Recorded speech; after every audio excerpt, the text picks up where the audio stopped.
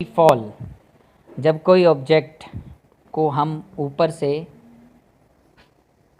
छोड़ते हैं तो वो ऑब्जेक्ट जो है अपनी वेलोसिटी चेंज कर लेता है ग्रेविटेशनल फोर्स के कारण। उसकी पहले वेलोसिटी ज़ीरो होती है, फिर वो स्पीड में आ जाता है। इसको हम फ्री फॉल कहते हैं। और हम जानते हैं कि जब कोई ऑब्जेक्ट वेलोसिटी चेंज करता है तो उसे हम एक्सीलरेशन कहते हैं।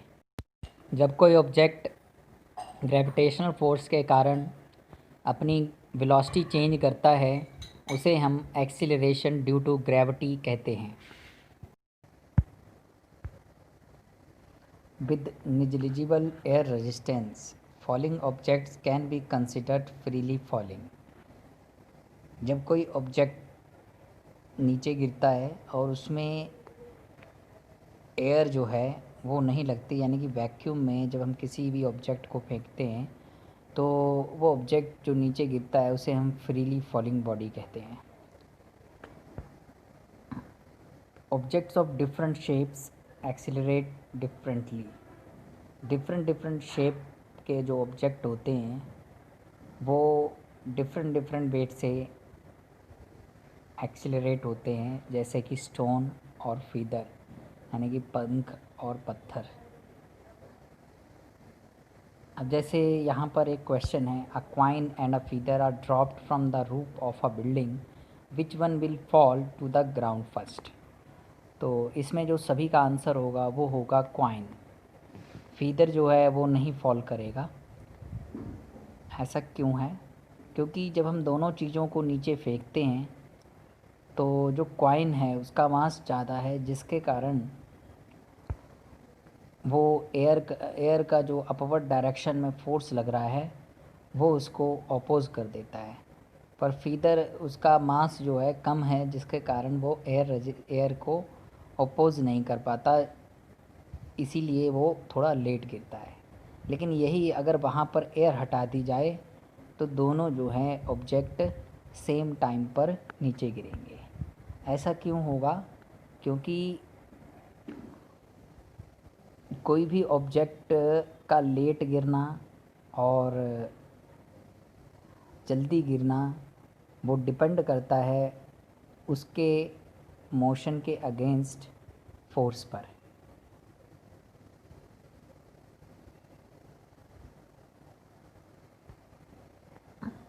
To calculate the value of g, अब हम जो है वैल्यू ऑफ जी, जो एक्सीलरेशन ग्रेविटी के कारण उसमें आ रहा है, जिसके कारण वेलोसिटी चेंज हो रही है, वो फाइंड करेंगे।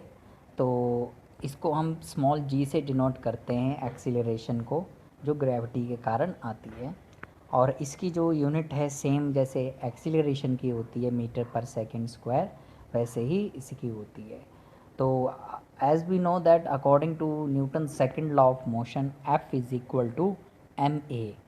सो तो हम जानते हैं। नेक्स्ट, अब यहाँ पर फ्री फॉल के लिए हम यहाँ पर एक्सीलरेशन का यूज़ करेंगे, F is equal to m into g. A की जगह हम यहाँ पर जी यूज़ कर रहे हैं।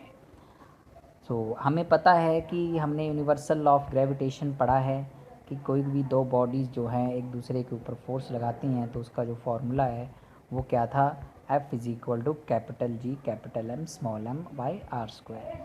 तो यहाँ पर जो ये जो एफ़ है इसकी वैल्यू हम भरेंगे एम जी, और ये आ जाएगा G capital M small M by are square.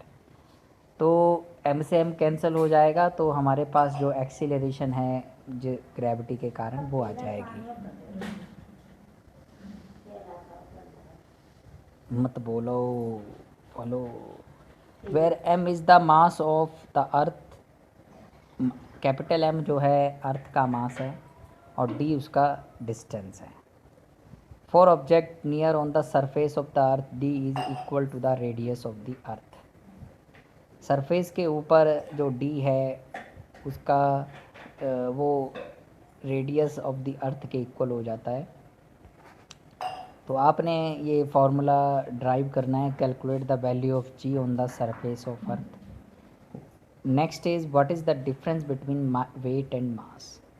मास और वेट में क्या डिफरेंस है? तो सबसे पहले तो मास जो है वो एक फंडामेंटल प्रॉपर्टी है, बेसिक प्रॉपर्टी है, ठीक है, और ये डिपेंड करता है कि मैटर के ऊपर कॉन्स्टिट्यूएंट पार्टिकल्स कितने मौजूद हैं ऑब्जेक्ट में। वेट जो है वो फंडामेंटल फिज़िकल क्वांटिटी नहीं है। वेट क्या है? एक तरह का फोर्स होता है, वेट इज़ अ फोर्स, ये ध्यान में रखना है, ठीक है। तो वेट का जो फॉर्मूला बनेगा वो बनेगा F is equal to small mg। तो me जो है वो यहाँ पर मास ऑफ द अर्थ है, r is the radius of the earth. तो यहाँ पर आपने ये ट्राई करना है कि an astronaut has 80 kg mass on earth, what will be his mass and weight on Mars. तो अगर आपके पास एस्ट्रोनॉट 80 kg का मास है एस्ट्रोनॉट का अर्थ पर, तो उसका मास जो और वेट जो है वो मास पर कितना होगा। और मार्स की यहाँ पर ग्रेविटी दे रखी है 3.7 मीटर पर सेकंड स्क्वायर। तो आप यहाँ पर वेट निकाल सकते हैं, mg का फॉर्मूला लगाइए, 80 को 3.7 मीटर पर सेकंड स्क्वायर से मल्टीप्लाई कर दो, आपके पास वेट आ जाएगा मार्स पर। और क्योंकि मास जो है वो पार्टिकल के ऊपर डिपेंड करता है, कॉन्स्टिट्यूएंट पार्टिकल्स के ऊपर ऑब्जेक्ट के, तो मास नहीं चेंज होगा। तो when you put an object on a spring balance do you get the mass of an object और इट्स वेट। तो हम अभी आप स्प्रिंग बैलेंस मैं आपको अभी दिखाता हूँ।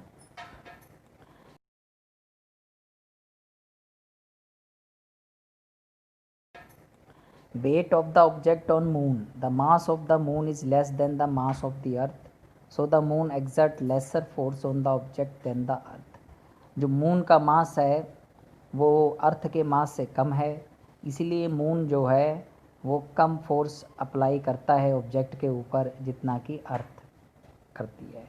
Weight of an object on the moon is 1/6 of its on the earth. जो ऑब्जेक्ट का वेट है मून पर वो 1/6 वेट है अर्थ का। मान लो जैसे हमारा मास है 60 kg, अगर उसको 10 से मल्टीप्लाई करें तो ये 600 न्यूटन का बन गया। तो weight of object on the earth is 600 Newton. पर अगर यही वेट मैं मून पर निकालूं तो डिवाइडेड बाय 6 यानी कि कितना हो जाएगा, 100 न्यूटन का मास वेट जो है वो रह जाएगा और मास सेम रहेगा। Weight of an object on the earth is the force with which the earth attracts the objects, and the object of an object and the weight of an object on the moon is the force with which the moons attract the object। तो object का weight क्या है अर्थ पर कि वो force लगा रहा है अर्थ के ऊपर अपनी तरफ खींचने के लिए। और weight of an object on the moon क्या है कि मून को वो कितने फोर्स से वो अट्रैक्ट कर रहा है। तो यहाँ पर ये आपको कुछ टेबल दिया हुआ है मास के साथ, ठीक है। What will be the weight of the body on the moon whose mass is 12 kg। अगर बॉडी का वेट क्या होगा अगर उसका जो मास है 12 kg है, तो इसको आप ट्राई करेंगे। ओके बेटा।